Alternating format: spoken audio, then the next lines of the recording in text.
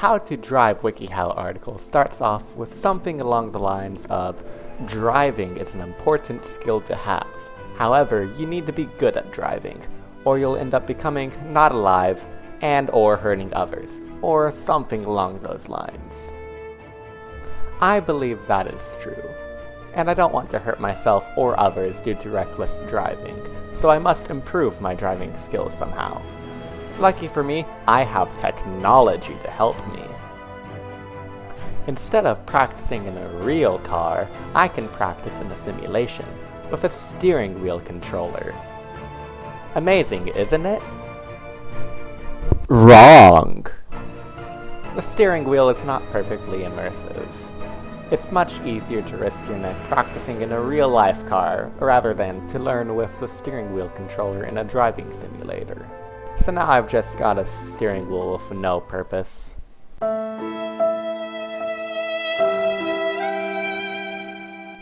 It's sad, lonely, pitiful. This was the case, until I thought, hey, what if I play Hollow Knight with a steering wheel? Yes, it was a genius idea. I could practice driving while playing one of my favorite games. Wow, heck, I could even switch the language to Spanish so I could say, Sí, yo practique español, profesor. It was truly the best idea I've had in a long time. Anyway, enough about that. You read the title, you know I'm going to try to beat Hollow Knight with a steering wheel. Before that, I should probably tell you about the rules. Rule number 1 is no major game abuses. Glitches tend to make things boring sometimes. Rule number 2 is the wheel controls left and right movement. I can only use the D-pad for up and down inputs, though I'll allow accidental left-right inputs. This is because using the D-pad for movement is a lot less challenging and a lot more boring. Okay, so with that out of the way, let's get right into it. Day 1! We start off with some mild technical difficulties, as it appears the steering wheel doesn't work, but we eventually fix it and start the game. Like a gigachad, we immediately skip the opening cutscenes Team Cherry worked their butts off to make, and the game crashes before the first area loads. Fun. So we close Steam because it was probably stealing all of our processing power like a frickin' gremlin, and then we reopen Hollow Knight and pray that our PC does not catch fire. After the menu successfully loads without blowing up the PC, we are able to actually start the game. We cross our fingers, pray to the task manager gods, and watch Team Cherry's lovely opening cutscene in fear of crashing the game again. And we actually make it this time. Except the frame rate is absolutely terrible. So we try modifying the video settings a bit, but this angers one or more of the task manager gods, resulting in the untimely demise of both the game and recording software.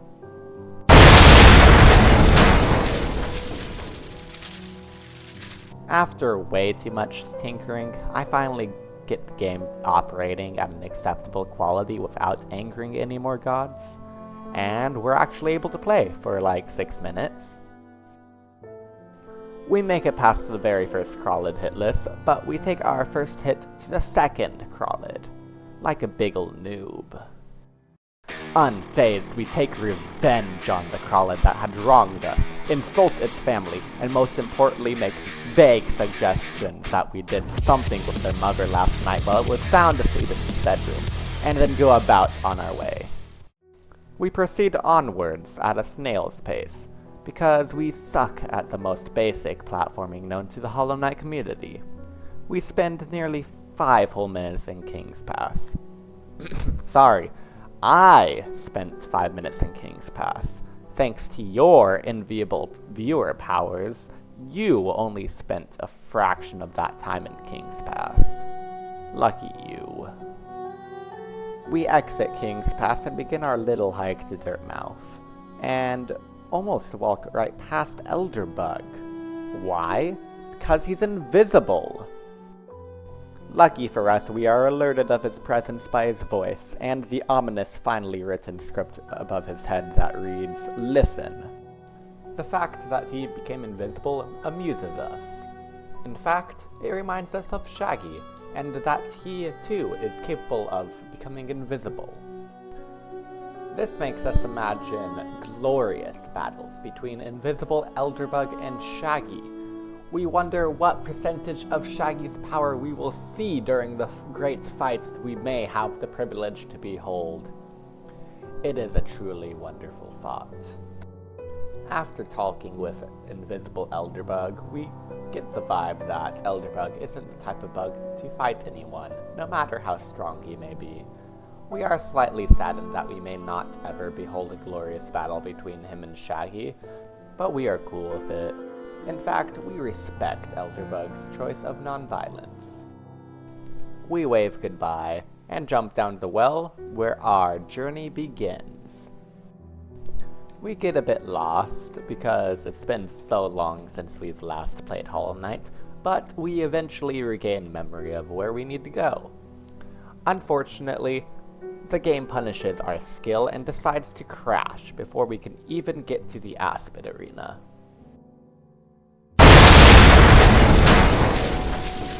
Rude. And then the recording software also decides to crash. Even more rude. So I reopened the game, adjust the recording settings a bit to be lower quality and hopefully give me some more processing power, and I start playing again. I play for over 30 minutes, skillfully. Heck, I even beat Hornet first try. But you don't get to see that, because my dumb brain forgot how to press the stinking record button. I seriously thought I was recording. I was even waving into the camera like a little goofball who forgot to press record. Feeling defeated, I decided to call it a day and go watch YouTube for the rest of the day. Ice cream break.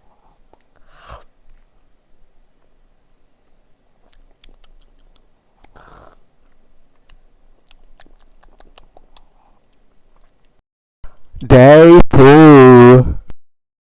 I didn't forget to record this time. What? I just decided to delete my save file and replay the whole thing up to Hornet. And spoiler alert, the game only crashed once. Yay. We start recording by accidentally opening the save file like idiots. Then we tilt our head backwards in order to restrain ourselves from screaming in frustration, and go back to delete the save file this time. We once again skip the opening cutscenes, spamming the heck out of those buttons, and begin our journey through Hollow Nest. Again! We struggle slightly less with King's Pass this time, and get through it without failing at the platforming nearly as much as we did the first time. It only took like 4 minutes this time. We scratch our heads rather frequently throughout our journey, but not because we're contemplating intensely, but because our scalp is itchy, as we've been neglecting to take a shower for a few days. How disgusting. But dandruff is merely a mild distraction for us, and we persevere, faithfully. We talk to Elderbug, and he just so happens to be willing to show us his true, non-invisible form to us this time. We jump up and down a few times in excitement and gratitude. After heroically jumping down the well and truly begin our journey, we actually remember where to go, since the deleted run refreshed our early game memory. We hastily make our way to the Forgotten Crossroads Stag Station, and forget to unlock it. How silly of us. Instead, we choose to put our lives at risk to save a poor innocent grub stuck in a jar behind a wall. We are successful. Pressing onward, we quickly encounter the massive Husk Guard, who guards the entrance to the arena of the false knight, and definitely avoid falling right onto him and take 1 damage shortly after entering the room. Clutching the steering wheel with might and turning it forward and back with amazing skill and precision, we conquer the foe and claim its Geo as our prize. We are happy we defeated it first try. Next up is the false knight himself. He is of impressive stature and clearly stands a chance. And in fact, he does stand a chance. We defeat him quickly, but we randomly decided to break the secret wall that's usually used to skip the false knight fight and accidentally walk right through it, right as the false knight falls through the floor and staggers for the final time. This means he gets to live another day. We just decide to shrug this off and avoid thinking about it to protect our pride. Next up in game progression is Vengeful Spirit. We enter the ancestral mound with relative ease, talk with the snail shaman, and collect his blessing. Vengeful Spirit. Easy, ow. I hurt my thumb. But apparently he wanted us to help him with a mild boulder infestation, so we reluctantly do that. I mean, he could have just asked us. That would have been nicer. Now with the Vengeful Spirit, we can deal with the giant boulder that blocks our path to Green Path. Without too much struggle, we make it past the first major room of Green Path, where we usually end up taking loads of damage. And we also notice that we're currently in possession of a very nice amount of Geo. We use the D-pad to do a happy wiggle, since wiggles are impossible to do with the steering wheel. We decide that intentional use of the D-pad for happy wiggles is okay, since happy wiggles are used to express joy, not to cheat. Now that we are done happy wiggling, we go onwards, and encounter someone watching us on the ledge just out of reach ahead of us. Invisible Hornet.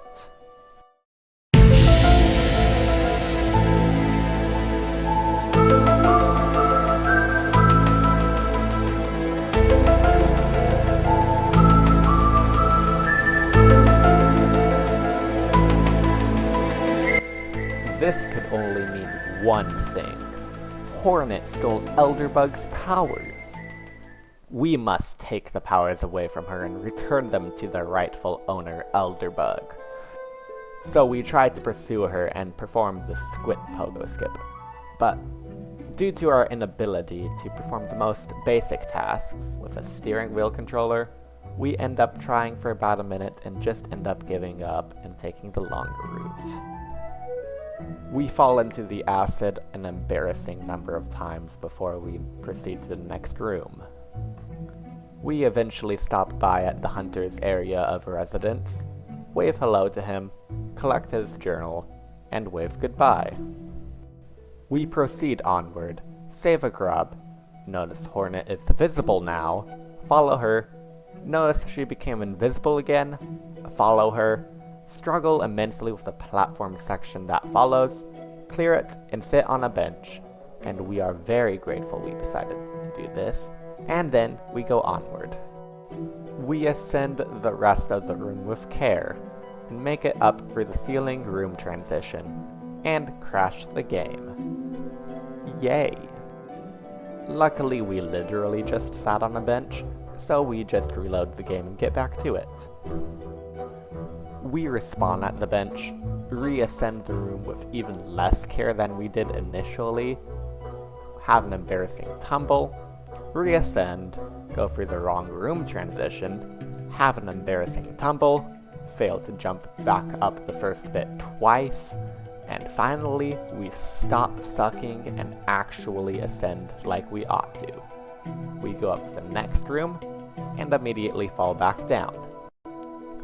This is especially annoying and disheartening, but we are unfazed and regain our pride shortly after, by making quick work of the Moss Knight that decided to get in our way. We continue on our quest to take away Hornet's stolen powers, and notice a small screaming bug in the process of being eaten alive by a massive vengefly. We think long and hard about whether or not we should save him, but we eventually decide to be nice, as there must be a handsome geo reward for such a deed. So, after failing several vengeful spirit attacks and taking a number of hits I'd rather not mention in this video, we defeat the giant and collect our reward.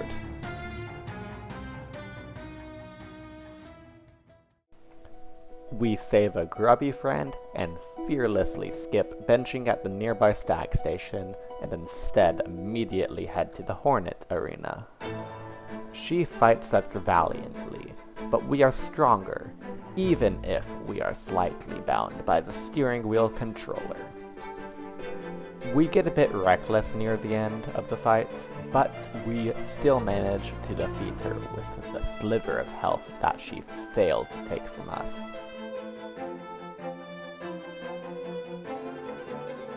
We are not rewarded with geo or money, nor even Robux, but we are rewarded with game progression. We unlocked the Mothwing Cloak, providing a massive mobility boost, and providing our lovely foot pedals with a purpose for existence. We are very happy that we can dash. Momentarily forgetting that we can dash, we jump into the acid. But it's okay, we still got 2 health left, and a bench is not that far. We go and head over to the bench, chat with our bro Quirrell, and wave to the wistful Moss Knight peering into the distance of the lake. And then we head to the stag station. And that's where I decided I did enough gaming for the day. Yes, enough gaming is a thing. I know, surprising, isn't it? I hope you enjoyed watching the video. If you want to see me beat the game, please like and maybe leave a comment or something. You can also subscribe if you want. I'm not gonna force you though. And thank you for watching, you absolute gigachad.